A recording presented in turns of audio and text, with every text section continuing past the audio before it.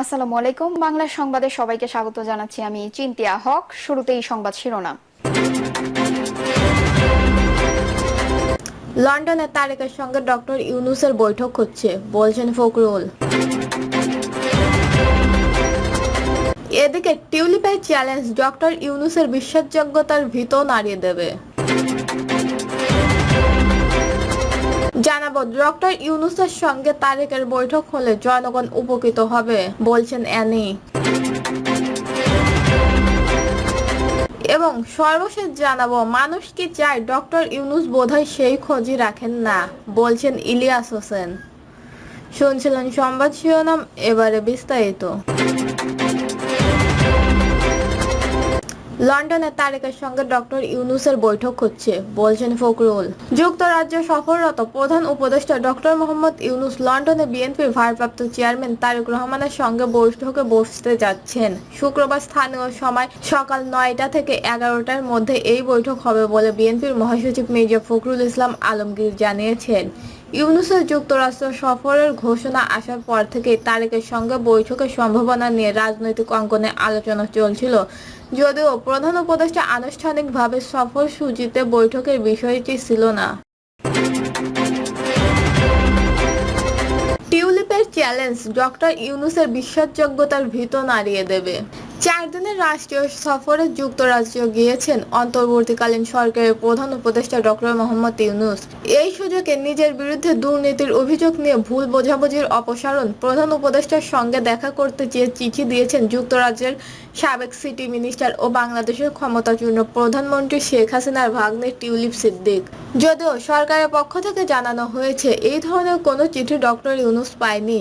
এদিকে দুর্নীতি ইস্যুতে অন্তর্বর্তীকালীন সরকারকে দেওয়া টিউলিপ সিদ্দিকের চ্যালেঞ্জ প্রধান উপদেষ্টা ডক্টর মোহাম্মদ ইউনূসের বিশ্বাসযোগ্যতার ভিতকেও নাড়িয়ে দেবে বলে মন্তব্য করেছেন অনলাইন আর্টিভিস্ট আরিফ জব্তি। সামাজিক যোগাযোগ মাধ্যম ফেসবুকে এসে ডক্টর ইউনূসের সাক্ষাৎ চেয়েছে টিউলিপের দেওয়া চিঠিতে প্রসঙ্গ তুলে ধরে এ মন্তব্য করেন তিনি বলেছেন, ডক্টর ইউনূসের লন্ডনের সফর টিউলিপ সিদ্দিকের চ্যালেঞ্জের জন্য বিরাট অস্বস্তিকর হয়ে থাকবে। এই অস্বস্তি দুদকের মাধ্যমে শেখ হাসিনার পরিবার দুর্নীতি ও যে অভিযোগগুলো আসছে তার সবগুলোকে সন্দেহের দিকে রাখার জন্য আন্তর্জাতিক মহলের কাছে একটি গুরুত্বপূর্ণ মাইলস্টোন হয়ে থাকবে। তিনি আরও বলেন, ডক্টর মোহাম্মদ ইউনূস যুক্তরাজ্য সফরের আগে সাক্ষাৎ চেয়ে টিউলিপের দেওয়া চিঠির বিষয়ে লন্ডনে সবগুলো মিডিয়া খুব গুরুত্ব সহকারে দেখেছে। আরিফ বলেন, টিউলিপ সিদ্দিক ডক্টর ইউনূসকে যে চ্যালেঞ্জ দিয়েছেন সেটার মাধ্যমে শেখ হাসিনার পরিবার দুর্নীতির সব অভিযোগ খোলাসা হয়ে যাবে। কারণ ডক্টর ইউনূস যদি টিউলিপ সিদ্দিকের সঙ্গে বসেন তাহলে টিউলিপ সিদ্দিক এটা প্রমাণ করতে পারবেন বাংলাদেশ সংক্রান্ত কোনো দুর্নীতির সঙ্গে তার কোনো ধরনের সম্পৃক্ততা নেই। প্রধান উপদেষ্টা ও তার সফর সঙ্গীদের বহনকারী এমিরেটস এয়ারলাইন্স ফ্লাইটটি আজ সোমবার সন্ধ্যা 7টা 30 হযরত শাহজালাল আন্তর্জাতিক বিমানবন্দর ত্যাগ করে। ব্রিটিশ গণমাধ্যম দ্য গার্ডিয়ানের এক প্রতিবেদনে বলা হয়েছে, ডক্টর ইউনূসকে দেওয়া চিঠিতে টিউলিপ সিদ্দিকী লিখেছেন, ডক্টর মোহাম্মদ ইউনূসের সঙ্গে তার সাক্ষাৎ হলে বাংলাদেশের দুর্নীতি দমন কমিশনের করা রাজনৈতিক উদ্দেশ্য প্রণোদিত অভিযোগ এবং তাকে কেন্দ্র করে তৈরি হওয়া ভুল বোঝাবুঝির অবসান হবে। চিঠিতে টিউলিপ লেখেন, আমি যুক্তরাজ্যের নাগরিক, আমার জন্মস্থান লন্ডন। আমি 1 দশক ধরে পার্লামেন্ট ও হাইগেটের জনগণের প্রতিনিধিত্ব করে আসছি। বাংলাদেশের প্রতি আমার আবেগ আছে, তবে আমি যেখানে জন্মগ্রহণ করিনি, বসবাস করিনি, এমনকি সেখানে আমার কোনো ব্যবসায়িক স্বার্থও নেই। আমি বিষয়টি দুর্নীতি দমন কমিশনকে পরিষ্কারভাবে বোঝাতে চাইলেও তারা লন্ডনে আমার আইনজীবীদের সঙ্গে কোনো যোগাযোগ করতে ইচ্ছুক নয়। দুদক বরাবরই রাজধানী ঢাকার একটি অজানা ঠিকানায় আমার নামে চিঠি পাঠাচ্ছে উল্লেখ করে তিনি বলেন, তাদের কল্পনাপ্রসূত এই তদন্তের প্রতিটি পদক্ষেপ গণমাধ্যমকে জানানো হচ্ছে, কিন্তু আমার আইনজীবী দলের সঙ্গে তারা কোনো যোগাযোগ করেনি। আপনি নিশ্চয়ই বুঝতে পারবেন এইসব অভিযোগ কিংবা আমার পার্লামেন্টের দায়িত্ব ও দেশের প্রতি অঙ্গীকারকে ব্যাহত করছে। গত বছর যুক্তরাজ্যের মন্ত্রী পর্যায়ে মানদণ্ড বিষয়ক উপদেষ্টা লরি ম্যাগনেস টিউলিপকে অভিযোগ দায় অব্যাহত দিলেও টিউলিপ সিদ্দিক নিজ থেকেই পদত্যাগ করেন।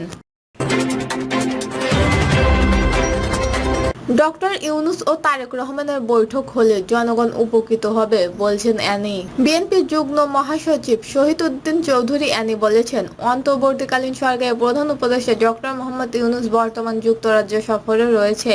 বিভিন্ন সংবাদ মাধ্যমে প্রকাশিত হয়েছে যেখানে বিএনপির ভারপ্রাপ্ত চেয়ারম্যান তারেক রহমানের সঙ্গে তার সাক্ষাৎ হতে পারে।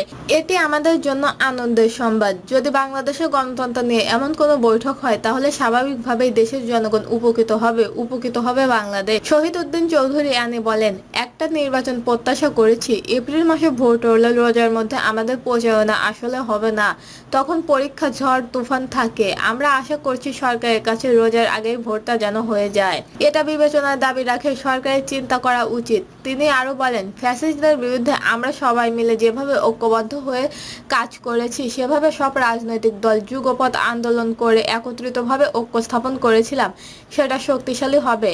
একটা সুদৃঢ় ঐক্য বাংলাদেশের এই মুহূর্তের প্রয়োজন। দেশের রাজনৈতিক ক্ষেত্রে গণতন্ত্রের ভিতকে শক্তিশালী করতে গেলে সুদৃঢ় ঐক্যবদ্ধতা বেশি প্রয়োজন। কারণ সামনে একটা নির্বাচনটি যাতে সুন্দরভাবে না হতে পারে সেই জন্য ফ্যাসিস্টরা বসে আছেন। ফ্যাসিস্টবাদকে যারা গাইড করে পার্শ্ববর্তী দেশ তারাও কিন্তু বসে নেই, ষড়যন্ত্রে লিপ্ত। তাই আমাদের আপনাদের সজাগ থাকতে হবে, সতর্ক থাকতে হবে। আমরা বহু কষ্টে আন্দোলন সংগ্রাম করেছি। মানুষ কি চায় ডক্টর ইউনূস বোধহয় সেই খোঁজই রাখেন না, বলছেন ইলিয়াস হোসেন। প্রবাসী সাংবাদিক ইলিয়াস হোসেন বলেছেন, এখন পর্যন্ত গত 10 মাসে জনগণ চেয়েছে এমন কোনো কিছুই ডক্টর ইউনূস কি করেছেন? তিনি মনে হয় খোঁজই রাখেন না। বাংলাদেশের মানুষ কি চায় তাতে তার কিছু যায় আসে না। সম্প্রতি নিজের ইউটিউব চ্যানেলের এক ভিডিওতে তিনি এইসব কথা বলেন।